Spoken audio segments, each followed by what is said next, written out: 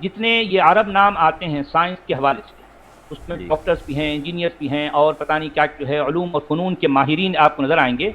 इससे इनकार नहीं है कि जो है ये इन अरबों ने इस पीरियड में बहुत तरक्की की।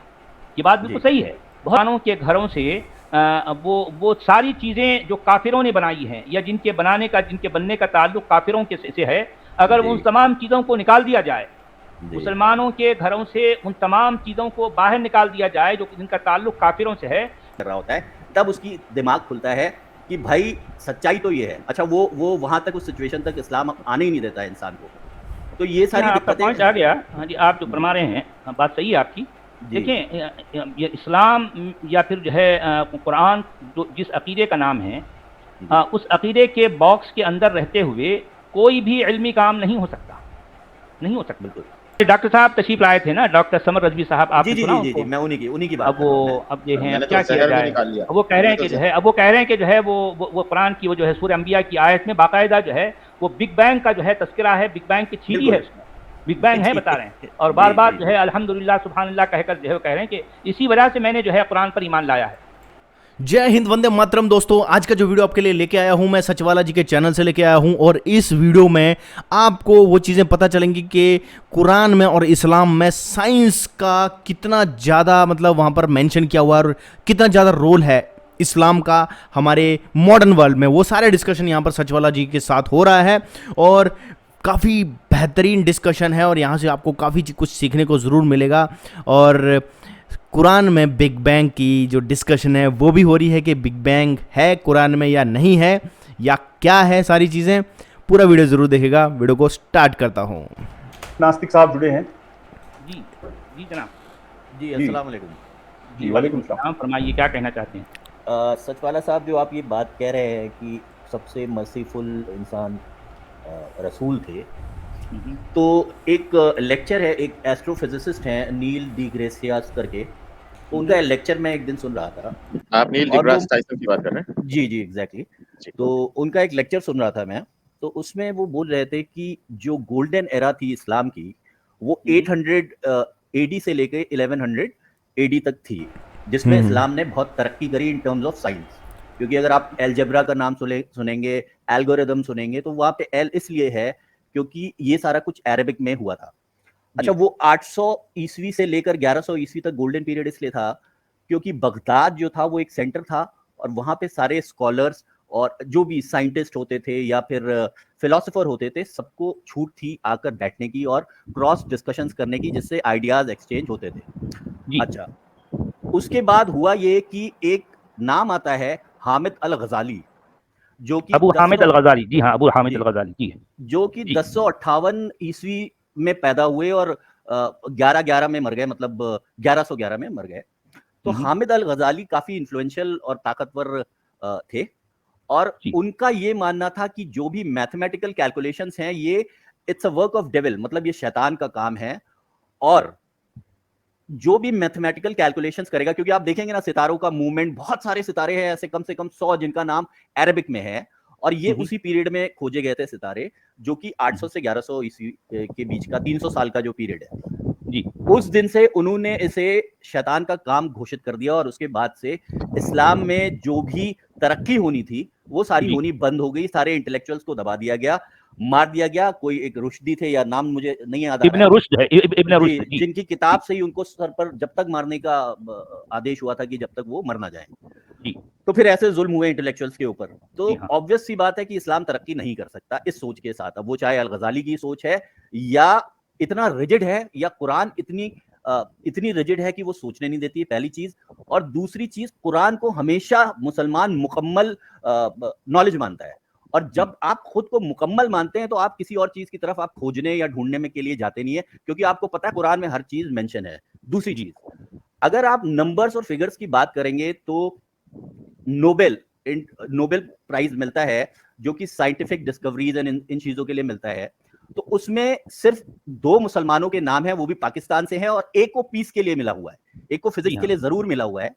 ये एक फैक्टर है। और इसकी वजह कुरान है कि कुरान में जो अपने आप में मुकम्मल उसको घोषित कर दिया गया। तो मुसलमान आदमी अगर इंजीनियरिंग कंप्लीट कर लेता है तो वो सिर्फ इस नजरिए से कंप्लीट करता है कि मुझे एक अच्छी नौकरी मिलेगी और मैं जिंदगी अच्छी गुजार लूंगा। वो आगे मास्टर्स बहुत महत्वपूर्ण कर बात लेगा, है। अगर बहुत उसने सोचा तो शायद मास्टर्स कर ले। और उस वो धर्म से अलहदा जब होता है, जब वो थीसिस लिखने पे जाता है, पीएचडी कर रहा होता है, तब उसकी दिमाग खुलता है कि भाई सच्चाई तो ये है। अच्छा, वो वहां तक, उस सिचुएशन तक इस्लाम आने ही नहीं देता है इंसान को। तो ये जी सारी हाँ, आपका दिक्कतें। पॉइंट आ गया। हाँ जी, आप जो फरमा रहे हैं, हाँ, बात सही है आपकी। जी देखें, ये इस्लाम या फिर जो है कुरान, जो जिस अकीदे का नाम है, जी उस अकीदे के बॉक्स के अंदर रहते हुए कोई भी इल्मी काम नहीं हो सकता, नहीं हो सकता। बिल्कुल बिल्कुल क्योंकि इल्म के लिए, यानी किसी तलाश या खोज के लिए, आदमी को हमेशा आउट ऑफ द बॉक्स जाना पड़ता है। बिल्कुल। ये ईमान के बॉक्स के अंदर रहकर कभी भी कोई इल्मी काम नहीं हो सकता। अब आप जी देखें, जिन साहब का आपने नाम लिया, अबू हामिद अल गजाली, उनका एक जी मशहूर जो है कौल है, जी और वो कौल ही दरअसल ये सारी सारी जो है मतलब तनज़्ज़ुल या फिर जो है ये बदहाली का जो है असल सबब बना। उनका ये कहना था, मन तमंतका तजंदका, जी मन तमंतका तजंदका। इसका मतलब ये है कि जो कोई लॉजिक की बात करे, जी अभी लॉजिक में सब कुछ आ गया। अगर जी आप जी एक चीज को जानना, समझना, पढ़ना जो है चाहते हैं, तो आपको जी सबसे पहले लॉजिक जो है दरकार होती है। किसी चीज को आप बिल्कुल अपनी अकल की बुनियाद पर सोचेंगे। तो उनके कहने के मुताबिक जो कोई सोचने की, समझने की, मंतिक की बात करेगा, वो गोया जो है जिंदीक बन जाएगा। जिंदीक कहते हैं दीन से, फिर दीन से जो है दीन को छोड़ देने वाले को। तो दोस्तों यहाँ पर जो नीचे एक कमेंट आ रहा है कि रियाज सलामी करके हैं, इन्होंने लिखा है कि algebra is actually Indian and if you translate mathematics into अरबी इट इज़ हिंसा। तो जो अलजेब्रा है उसका जो इंडिया में ही एक्चुअली वो उसका इन्वेंशन हुआ था। यानी मतलब या ये जो कोई शिर्क में शुमार हो जाएगी वो बातें शिर्क समझ शायद। लें, कुफ्र समझ लें, आप जो जी है ये बेदीनी कह लें, हाँ, दीन बेजारी कह लें, ये सारी इस कैफियत को आप जिंदीकियत कहते हैं या जंदका जी कहते हैं। तो अब ये जो कोई जो है लॉजिक की बात करेगा, वो तो या इस्लाम से फिर जाएगा, और ये बात बिल्कुल बिल्कुल। सही है। तो उन्होंने जी जो है ये इस जिस तरह से वो धारा बह रहा था, इल्म का जी चश्मा जो बह रहा था, वो इनकी इस सोच ने, इस फिक्र ने इस चश्मे को सूखा कर दिया, बिल्कुल। उसके बहाव को रोक दिया। अब जाहिर बात है, उसके बाद फिर जो है गजाली ही का राज चला। गजाली की जी सोच उस वक्त से लेके आज तक मतलब मुसलमानों में वही सोच चल रही बिल्कुल। है। जी, अब मैं जो ओरिजिनल टॉपिक था उस पे आता हूँ, जहाँ पर आप कह रहे थे कि बहुत ही मर्सीफुल और इनसे ज़्यादा रसूल से ज़्यादा कोई अच्छा इंसान नहीं है, जैसा कि स्वघोषित है या जिन्होंने भी घोषित किया। तो वही रसूल के ही मानने वाले थे जो 800 ईस्वी से 1100 ईस्वी तक थे। मैं किसी चीज़ को जस्टिफाई नहीं कर रहा हूँ कि हाँ, ऐसा है, मैं वो लफ्ज़ याद नहीं कर पा रहा हूँ सचवाला जी जो आप यूज़ कर रहे थे रसूल के लिए। तो 800 से 1100 ईस्वी तक वही मुसलमान थे, वही अरबिक लैंग्वेज थी, वही लोग थे। अच्छा, हो नहीं सकता मगर है जिस वक़्त। नहीं मगर यहाँ पर जो है मैं एक बात है मैं आपसे कहना चाहूँगा, वो देखिए कि जी, जितने ये अरब नाम आते हैं साइंस के हवाले से, उसमें जी, डॉक्टर्स भी हैं, इंजीनियर्स भी हैं, और पता नहीं क्या जो है उलूम और फ़नून के माहिरीन आपको नज़र आएँगे। इससे जी, इनकार नहीं है कि जो है ये इन अरबों ने विज्ञान में इस प्रश्न होते पीरियड हैं, में इस्लाम बहुत में तरक्की प्रश्न की। नहीं पूछ ये सकते। बात बिल्कुल जी, सही है, बहुत तरक्की जी, हुई है। मगर मसला ये है कि उनकी इन तमाम तरक्कियों का ताल्लुक ना तो कुरान से है, ना हदीस से है। मतलब वो मुसलमान अरब्स नहीं थे, वो जो ये नहीं, काम। वो मुसलमान तो हैं, वो मुस्लिम घरानों में पैदा हुए, उनका नाम अरबी यानी अरबी नाम ज़रूर है, उनके जी, नाम भी अरबी हैं, वो मुसलमान घरानों में भी पैदा हुए। वो ज़ाहिर बात है आगे पीछे ज़ाहिर बात है वो उसी दीन का जो है मतलब उनके कानों में बातें जाती थी, मगर उनकी सोच का इस दीन या इस किताब या इस फ़िक्र से उसका कोई ताल्लुक नहीं था। मैं ये कहना चाह रहा हूँ। देखें, अच्छा, इस ओके, फ़िक्र के अंदर रहते हुए कोई भी शख्स इल्मी तरक्की नहीं कर सकता, नहीं कर बिल्कुल सकता, नामुमकिन फैक्ट है। है। भाई अगर आप और किसी किसी आपने रि जो है जिन बहुत साहब ही का इंपॉर्टेंट बात पाकिस्तानी जो बोली है है जिन भाई जो है साहब। डॉक्टर अब्दुल सलाम का नाम लिया, ज़ाहिर बात जी, है इनको भी हमारे मुसलमान भाइयों ने क्या किया, इनके नज़दीक ये गैर मुस्लिम हैं, काफ़िर हैं, जी, कादियानी जी, है जी, ना? वो इल्यूमिनाटी और पता नहीं क्या-क्या कहते थे, हाँ, पाकिस्तान में एक ज़ाहिर लफ्ज़ नहीं, है बात है। उसको। कादियानी है भाई वो। जी, भाई कादियानी है तो अब यानी मतलब मुसलमानों के नज़दीक कादियानी होना तो यूँ समझिए कि यहूदियों से भी ज़्यादा बुरा है, बिल्कुल। यहूदियों से भी ज़्यादा बदतर हैं। बिल्कुल, बिल्कुल, और यही वजह है कि 57 मुसलमान कंट्रीज़ हैं जी, और हम सुई से लेके जिस वक़्त सुबह उठते हैं, आँख खोलते हैं, ऊपर पंखा चल रहा होता है, राइट में एसी चल रहा होता है, जिस चादर पे लेटे होते हैं, मशीनों से प्रिंटेड चादर है, नीचे फर्श होता है, मार्बल होता है, कुछ भी होता है, मेज़ होती है, कंप्यूटर होता है, मोबाइल होता है। इन सारी चीज़ों में से एक भी चीज़ का पेटेंट किसी मुसलमान कंट्री के पास नहीं है। उसकी वजह क्या है? उसकी वजह है कुरान का खुद में मुकम्मल होना। तो जब कोई अब इंसान देखिए यहाँ पर जो है मैं कुछ लोगों से यही इस मौजू पर बात कर रहा था। मैंने ये कह दिया, अरे भाई अगर मुसलमानों के घरों से वो सारी चीजें जो काफिरों ने बनाई हैं या जिनके बनने का ताल्लुक काफिरों के से है, अगर उन जी तमाम चीजों को निकाल दिया जाए, जी मुसलमानों के घरों से उन तमाम चीजों को बाहर निकाल दिया जाए जो जिनका ताल्लुक काफिरों से है, तो जी मुसलमानों के पास सिर्फ एक जो है चारपाई पड़ी होगी या नीचे फर्श होगा, एक जी एक जो है अब वो जो है वो क्या करेंगे, जी उनका अपना ईमान रहेगा, वो किताब रहेगी, बस इससे ज्यादा कुछ भी नहीं। बल्कि जी किताब को भी जो है प्रिंटिंग प्रेस में प्रिंट किया गया, जो कि जो है जाहिर जी बात है उसका ताल्लुक नहीं भी तो वो तो काफिरों हिफ्ज कर लेते हैं ना, मुसलमान तो से। हिफ्ज कर लेंगे, किताबों की बस तो जरूरत भी नहीं होगी उनको। एक ये बात है। हाइपोथेटिकल सिचुएशन इसमें ये भी है सचवाला साहब कि अगर जैसा कि लिखा हुआ है कि एक दिन सारी दुनिया में इस्लाम का राज होगा या कहा जाता है, जी तो अगर उस लॉजिक के हिसाब से 57 कंट्रीज के बजाय जितने भी कंट्रीज हैं 406 या सब जो भी हैं, आज से 1000 साल पहले वो सारे कंट्रीज जो है मुसलमान हो गए होते, तो हमारे हिसाब से तो मेरे हिसाब से तो हम शायद आज दिए की रोशनी में खाना खा रहे होते मिट्टी के बर्तनों में, ये मैं मानता हूँ, जाहिर बात है है, ना। सही है, बिल्कुल सही बात है, और सही बात सारी देन सारी चीजें, काफिर तो एक लफ्ज हो गया, सारी चीजें साइंस से आप लेते हो जी और आप कहते हो कि ये अल्लाह ने दी। अच्छा, आप 1200 साल तक, आज से 200 साल पहले तक साइंस ने इतनी तरक्की नहीं करी थी जो पिछले 200 साल में करी है, और अगले जी 100 साल में बहुत ज्यादा करेगा, हम और आप इमेजिन नहीं कर सकते। और जी obviously each and every religion will be obsolete, मतलब 100 साल के बाद लोगों का दिमाग इतना खुल चुका होगा पढ़ाई के जरिए से या जैसे भी, कि लोग धर्म धर्म तो ऑब्सोलीट हो जाएगा ना, मतलब वो जैसे आप कह रहे थे ना कि ऑब्सोलीट को क्या कहेंगे, कि पुराना हो जाएगा, एक एक थॉट प्रोसेस ही पीछे छूट जाएगा, मादूम हो जाएगा, वो जो है उसकी मादूम हो कोई जाएगा जी। अहमियत बाकी नहीं रहेगी। जी हाँ, तो वो ऑब्सोलीट हो ये जाएगा। एक नेचुरल प्रोसेस है जो ऑटोमेटिकली हो जाएगा, है ना। कि जी मेरा हाँ, भी बच्चा जब देखता है कि ये चीजें हैं और इस मोबाइल है या कंप्यूटर है, ये कहाँ लिखा है कुरान में कि भाई इसमें माइक्रोचिप लगेगी, इसमें इसकी कोडिंग ये होगी और इसमें बाइनरीज इस तरीके से होंगी, कहीं नहीं लिखा है। कल एक जी हाँ। साहब थे, मैं रात तक सुन रहा था काफी 2 बजे तक, हुँ। जिन्होंने नेबुला से लेकर के स्टार और डस्ट और हर चीज, इवन डार्क मैटर तक को जोड़ दिया कुरान से और बता दिया कुरान में लिखा हुआ है। तो अब कल भाई जो है हमारे डॉक्टर साहब तशरीफ लाए थे ना, डॉक्टर समर रज़वी साहब, जी आपने जी सुना जी जी जी, उनको? मैं उन्हीं की बात अब कर रहा हूँ। वो अब जो है अब मैंने तो क्या किया जहर भी जाए? निकाल लिया। अब वो कह रहे मैंने हैं तो कि जो है वो कुरान की वो जो है सूरह अंबिया की आयत में बाकायदा जो है वो बिग बैंग का जो है तज़किरा है, बिग बैंग की थ्योरी है बिल्कुल उसमें। बिग बैंग है जी, बता रहे हैं और जी, बार-बार जी, जो है जी। अल्हम्दुलिल्लाह, सुभान अल्लाह कहकर जो है वो कह रहे हैं कि इसी वजह से मैंने जो है कुरान पर ईमान लाया है। अब आप बताएँ अब क्या किया जाए? मैं सोच रहा था उनकी बातें सुनकर, अब भई ये साहब डॉक्टर हैं और फिर जो है ये कह रहे हैं कि न्यूरो सर्जन हैं वो। अब आप जी, अब मेरे सामने एक दीवार थी, मेरा बार-बार जी कर रहा था कि मैं दीवार पर अपने सर मारूँ, चक्रे मारूँ, जी, जी, जी, जी। क्या करूँ? सर, ऐसी चीज़ मैंने में तो जहर फ्रस्ट्रेशन निकाल लिया होती था है। सर। अच्छा, मैंने आप जहर निकाल भी निकाल लिए लिया थे? था। अरे भाई, जी। मैं तो समझा आप चले गए, पता नहीं क्या आप जो है कोई एक्सट्रीम जो है कोई स्टेप तो नहीं ले लिया? नहीं, नहीं, वो जहर निकाल लिया था मैंने, लेकिन नहीं तो शुक्र है कि वो चले गए। उनसे ये पूछना अ, चाहिए था, और मैं कॉल नहीं कर सका। मैं उनसे पूछना चाहता था कि भाई देखिए, सारा हमारी जो गैलेक्सी है, मिल्की जी, वे, आप उसके कोर तक जा रहे हैं जहाँ ब्लैक होल है, और वहां पर एक कोई एस्टेरॉइड है जो इतनी स्पीड से ट्रेवल कर रहा है, सब कुछ बता रहे थे वो।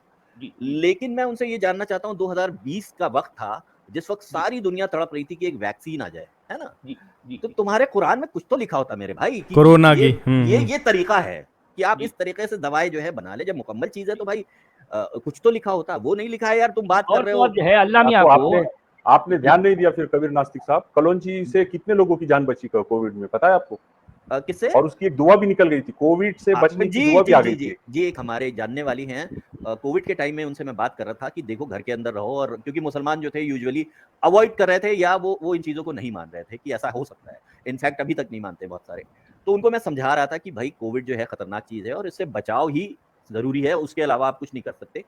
तो उन्होंने बहुत भोलेपन से और बहुत कॉन्फिडेंस से कहा, जिसके लिए मैं उनकी गलती नहीं मानता, उनकी उनकी तालीम तरबियत की मानता हूँ। उन्होंने बहुत भोलेपन से कहा कि लेकिन कुरान में दुआ तो है ना इसकी।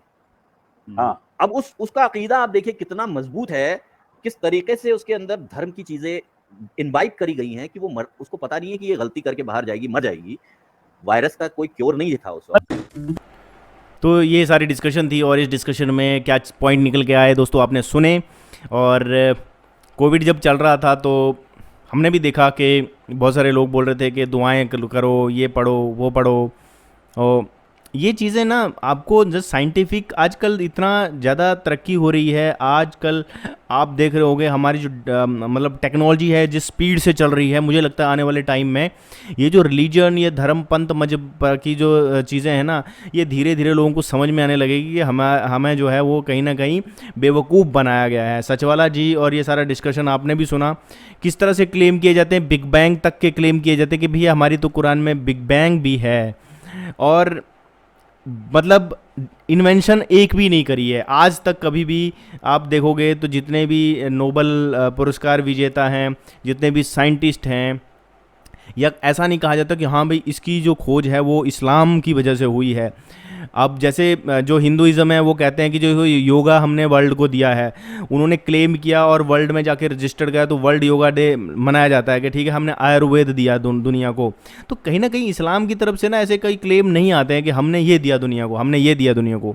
एटलीस्ट चलो योगा दिया, आयुर्वेद दिया, वो तो चलो मान सकते हैं बात, इससे लोग ठीक होते हैं। और योगा एक्सरसाइज है, प्राणायाम है, बहुत सारी चीज़ें हैं उसमें।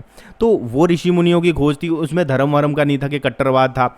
ये आप जब समझते हो ना, जब जो लोग बोलते हैं कि देखो जी हिंदुइज़्म तो ये कट्टरवाद सिखाता है, मैं नहीं मानता इस चीज़ को बिल्कुल भी, क्योंकि मुझे पता है कि हमारे उसमें ऐसा नहीं है कि ये चीज़ करनी ही करनी है, ये चीज़ करो, नहीं करोगे तो तुम्हें मतलब समाज से निकाल दिया जाएगा, या तुम्हें अब कुछ लोग आ जाते हैं एक्स हिंदू बन के, तो उनके ऊपर मुझे बड़ी हंसी आती है यार।